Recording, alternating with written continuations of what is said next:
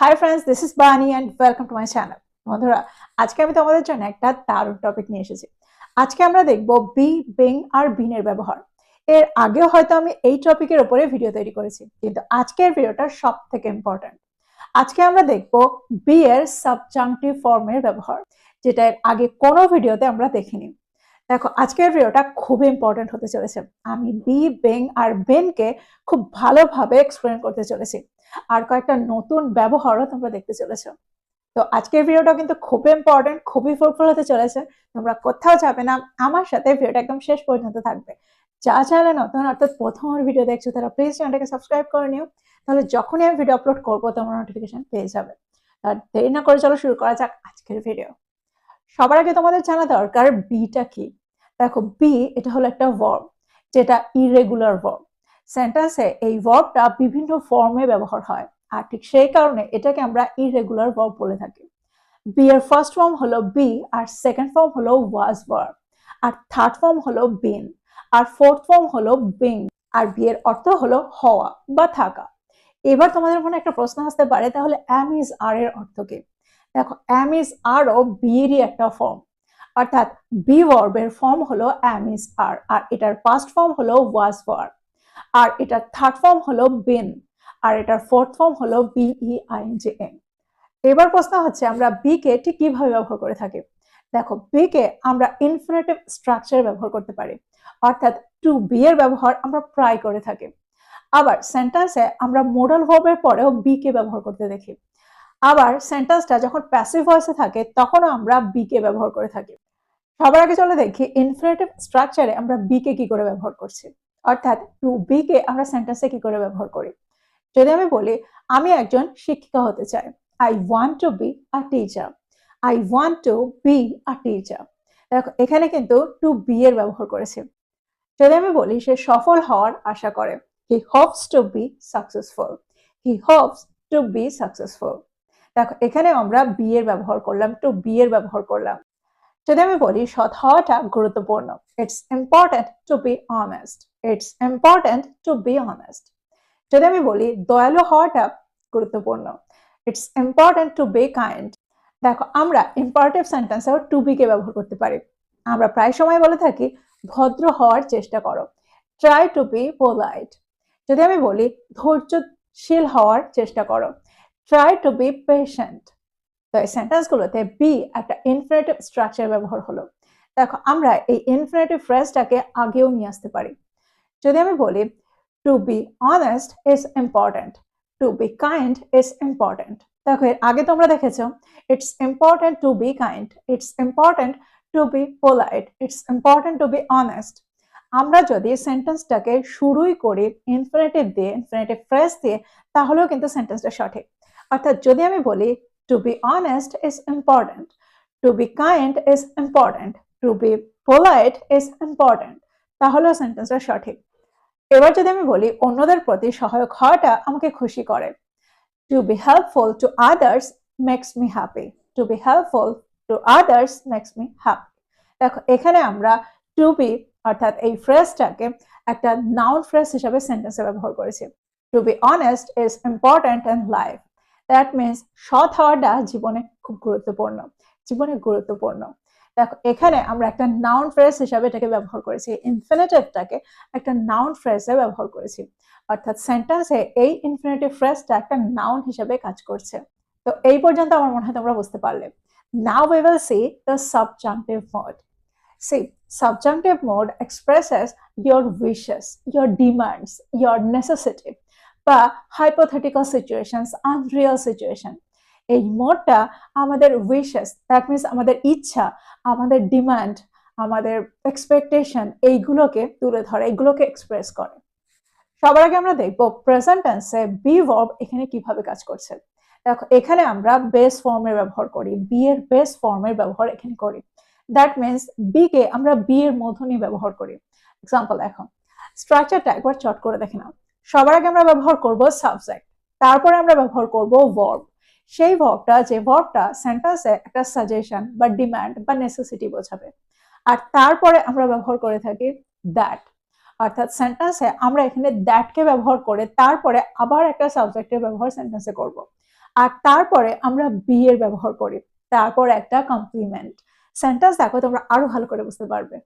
আমি সুপারিশ করি যে তাকে পদোন্নতি দেওয়া হোক। I suggest that he be promoted. I suggest that he be promoted.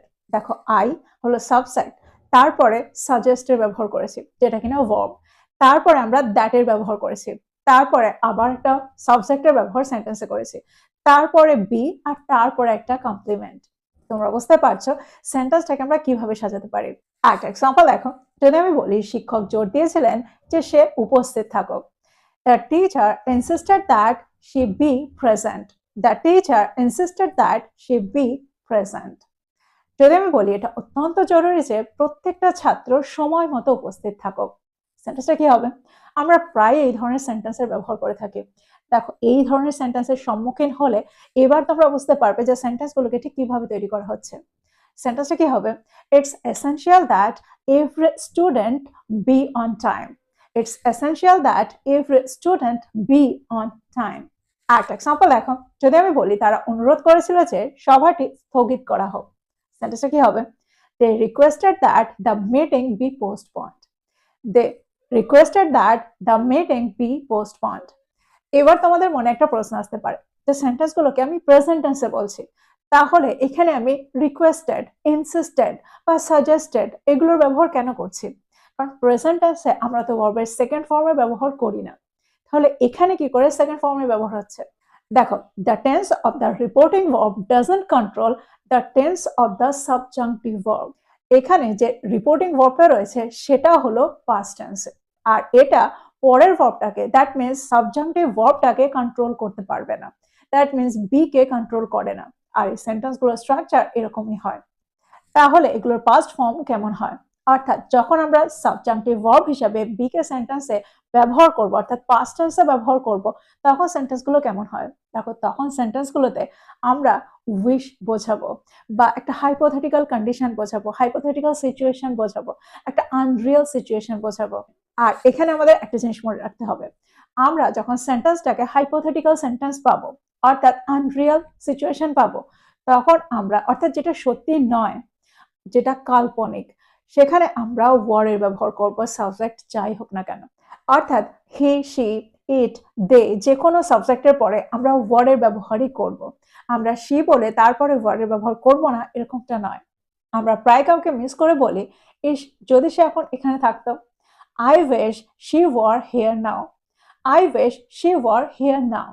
দেখো এখানে আমরা আই উইশ শি ওয়ার এর ব্যবহার করেছি বা হি ওয়ার এর ব্যবহার করেছি। সেন্টেন্সে এখানে আমরা শি বা হি এর পরে ওয়ার এর ব্যবহার করব। এখানে আমরা কখনোই ওয়াজ এর ব্যবহার সেন্টেন্সে করব না। একটা এক্সাম্পল দেখো, যদি আমি বলি যদি আমি ধনী হতাম আমি বিশ্ব ভ্রমণ করতাম। If I were rich I would travel the world. If I were rich I would travel the world. দেখো এখানেও আমরা আই এর পরে ওয়ার এর ব্যবহার করেছি। একটা এক্সাম্পল দেখো, যদি আমি বলি যদি সে সৎ হতো সে সত্যি কথাটা বলতো। If he were honest he would tell the truth. If he were honest he would tell the truth. তো আমার মনে হয় তোমরা এই পর্যন্ত বুঝতে পারলে। এবার আমরা দেখবো বি এর অন্য একটা ব্যবহার। এবার আমরা দেখবো বি কে মোডাল ভার্বের পরে আমরা কি করে ব্যবহার করে থাকি। দেখো মোডাল ভার্বের সাথেও আমরা বি কে ব্যবহার করে থাকি। এক্সাম্পল দেখো, যদি আমি বলি ফলাফলটিতে সে খুশি হবে। She will be happy with the result. She will be happy with the result. ফলাফলটিতে তার খুশি হওয়া উচিত। She should be happy with the result. She should be happy with the result. সে ফলাফলটিতে অবশ্যই খুশি হবে। She must be happy with the result. যদি আমি বলি ফলাফলটিতে সে খুশি হতে পারে, তাহলে সেন্টেন্সটা কি হবে? She could be happy with the result. বা she may be happy, she might be happy with the result. তোমরা বুঝতে পারছো আমরা মোডাল ভার্বের সাথেও বি কে ব্যবহার করতে পারি। যদি আমি বলি এটা সত্যি হতে পারে, it might be true. It might be true. দেখো আমরা বি কে প্যাসিভ ভয়েসেও ব্যবহার করে থাকি। যদি আমি বলি কাজটি শীঘ্রই করা হবে, the work will be done soon. The work will be done soon. যদি আমি বলি নিয়মগুলো পরে পরিবর্তন হতে পারে, the rules can be changed later. The rules can be changed later. দেখো এই সেন্টেন্সগুলো প্যাসিভ ভয়েসে রয়েছে। এখানে কে নিয়মগুলো পরিবর্তন করবে তার উল্লেখ আমি করিনি, অর্থাৎ এখানে সাবজেক্ট নিজে সরাসরি কোনো কাজ করছে না। নিয়মগুলোকে হয়তো পরে পরিবর্তন করা হতে পারে। কাজটা শীঘ্রই শেষ করা হবে, কাজটা শীঘ্রই সম্পন্ন করা হবে, এরকম অর্থে আমরা প্যাসিভ ভয়েসের ব্যবহার করে থাকি। এই সেন্টেন্সগুলোকে আমরা প্যাসিভ ভয়েসে তৈরি করে থাকি। তো এক্সাম্পলগুলোর মধ্যে দিয়ে আমার মনে হয় তোমরা বি কে বুঝতে পারলে, বি এর ব্যবহারগুলোকে বুঝতে পেরেছো। এবার আমরা দেখব বিং এর ব্যবহার। সেন্টেন্সে আমরা বিং কে কখন ব্যবহার করে থাকি? দেখো, বিং এই ফর্মটার ব্যবহার আমরা সেন্টেন্সে তখন করি, বি এর এই ফর্মটার ব্যবহার আমরা সেন্টেন্সে তখন করি যখন সেন্টেন্সটা একটা কন্টিনিউয়াস ফর্মে থাকে। কোনো কিছু চলছে, কোনো কিছু হচ্ছে, এরকম অর্থে আমরা বিং কে ব্যবহার করে থাকি। দেখো, যখন কারোর স্বভাব বা কারোর ব্যবহারের পরিবর্তন হয় তখন আমরা সেন্টেন্সে বিং কে ব্যবহার করতে পারি। যদি আমি বলি সে ভদ্র হচ্ছে, he is being polite, he is being polite. সে অভদ্র হচ্ছে, he is being rude, he is being rude. যদি আমি বলি তারা শিশু সুলভ ব্যবহার করছে, they are being childish, they are being childish. তো কোনো কিছু পরিবর্তন হচ্ছে এরকম অর্থে আমরা সেন্টেন্স এখানে বিং কে ব্যবহার করছি। দেখো, এখানেও কিন্তু কন্টিনিউয়াস ফর্মে আমরা বিং কে এখানে ব্যবহার করলাম। এবার আমরা দেখব প্যাসিভ ভয়েসে বিং কে কি করে ব্যবহার করে থাকি। যদি আমি বলি কাজটা করা হচ্ছে, the work is being done, the work is being ডান। দেখো, এখানে আমরা বিং এর পরে ভার্বের থার্ড ফর্মে ব্যবহার করব, the work is being done. কার দ্বারা করা হচ্ছে তার উল্লেখ এখানে নেই, কাজটা করা হচ্ছে। যদি আমি বলি ঘরটা পরিষ্কার করা হচ্ছে, the room is being cleaned, the room is being cleaned. ঘরটা পরিষ্কার করা হচ্ছিল, the room was being cleaned. তোমরা বুঝতে পারছো সেন্টেন্সগুলোকে আমরা কিভাবে তৈরি করছি। ঘরগুলোকে পরিষ্কার করা হচ্ছিল, the rooms were being cleaned. তো আমার মনে হয় তোমরা বুঝতে পারছো প্যাসিভ ভয়েসে আমরা বিং কে কি করে ব্যবহার করি। আমরা কিছু হয়ে কিছু করার অর্থেও বিং কে ব্যবহার করে থাকি। অর্থাৎ আমরা প্রায় কারণ বোঝাতেও বিং কে ব্যবহার করতে পারি। যদি আমি বলি ক্লান্ত হয় সে তাড়াতাড়ি ঘুমাতে গিয়েছিল, being tired he went to bed early. সৎ হওয়ায় সে সত্যিটা বলে দিয়েছিল, being honest she told the truth, being honest she told the truth. একটু আগে তোমরা দেখেছো to be honest is important, to be polite is important. দেখো, এখানে আমরা টু বির ব্যবহার করেছি, টু বির জায়গায় আমরা বিং এর ব্যবহারও করতে পারি। অর্থাৎ এখানে ইনফিনিটিভের জায়গায় আমরা জিরান্টের ব্যবহারও করতে পারি। তো সেন্টেন্সটা কি হবে? তখন আমরা বলবো being honest is important, being polite is important, being patient is important. এবার আমরা দেখবো বিন এর ব্যবহার। দেখো, বিন কে আমরা সেন্টেন্সে ভার্বের থার্ড ফর্ম হিসেবে ব্যবহার করে থাকি। দ্যাট মিন্স বি এর থার্ড ফর্ম হিসেবে বিন কে সেন্টেন্সে ব্যবহার করি। আমরা হ্যাজ, হ্যাভ বা হ্যাড এর পরে বিন কে সেন্টেন্সে ব্যবহার হতে দেখি। এক্সাম্পল দেখো, যদি আমি বলি আমি ইদানিং ব্যস্ত থেকেছি, I have been busy lately, I have been busy lately. যদি আমি বলি সে কয়েকদিন ধরে অসুস্থ থেকেছে, he has been sick for days, he has been sick for days. দেখো, এখানে আমরা প্রেজেন্ট পারফেক্ট টেন্সে এই ওয়ার্ডটাকে ব্যবহার করলাম, বিন কে ব্যবহার করলাম। আমরা পাস্ট পারফেক্ট টেন্সেও বিন কে ব্যবহার করতে পারি। যদি আমি বলি ঘুমাতে যাওয়ার আগে আমি ক্লান্ত ছিলাম, I had been tired before I slept বা before I went to bed, I had been tired before I went to bed বা বিফোর আই স্লেপ্ট। আমরা প্রেজেন্ট পারফেক্ট কন্টিনিউয়াস টেন্স বা পাস্ট পারফেক্ট কন্টিনিউয়াস টেন্সেও been কে ব্যবহার হতে দেখি। কোনো একটা কাজ কোনো একটা সময় ধরে চলছে। যদি আমি বলি আমি সকাল থেকে কাজ করছি, I have been working since morning, I have been working since morning. সকাল থেকে বৃষ্টি হচ্ছে, it's been raining since morning. দুদিন ধরে বৃষ্টি হচ্ছে, it has been raining for 2 days। তারা 2 ঘন্টা ধরে পড়াশোনা করছে, they have been studying for 2 hours। তো তোমরা বুঝতে পারছো এই ধরনের স্ট্রাকচারেও আমরা বিন কে ব্যবহার করতে পারি। আমরা প্যাসিভ ভয়েসেও বিন কে ব্যবহার করতে দেখি। যদি আমি বলি কাজটা শেষ হয়ে গেছে, the work has been done, the work has been done। কাজগুলো শেষ হয়ে গেছে, the works have been done। সিদ্ধান্তটা নেওয়া হয়ে গেছে, the decision has been made, the decision has been made। নিয়মগুলোকে পরিবর্তন করা হয়েছে, the rules have been changed, the rules have been changed। কে করেছে সাবজেক্টের উল্লেখ আমি এখানে করলাম না। তোমরা বুঝতে পারছো এই ধরনের সেন্টেন্সে আমরা বিন কে ব্যবহার করতে পারি। দেখো, বিন কে আরো অনেকভাবে আমরা ব্যবহার করতে পারি, আর বিং কেও আমরা অনেকভাবে ব্যবহার করতে পারি। সমস্ত ব্যবহার একটা ভিডিওতে সম্ভব নয়, অর্থাৎ পুরোটা কভার করা একটা ভিডিওতে সম্ভব নয়। তোমরা যদি আলাদা আলাদা ভাবে বি, বিং আর বিনের উপরে ভিডিও চাও আমাকে কমেন্ট বক্সে কমেন্ট করে জানাও, আমি আলাদা আলাদা ভাবে এগুলোর উপরে ভিডিও তৈরি করে নিয়ে আসবো। তো আজকের ভিডিওটা এই পর্যন্ত।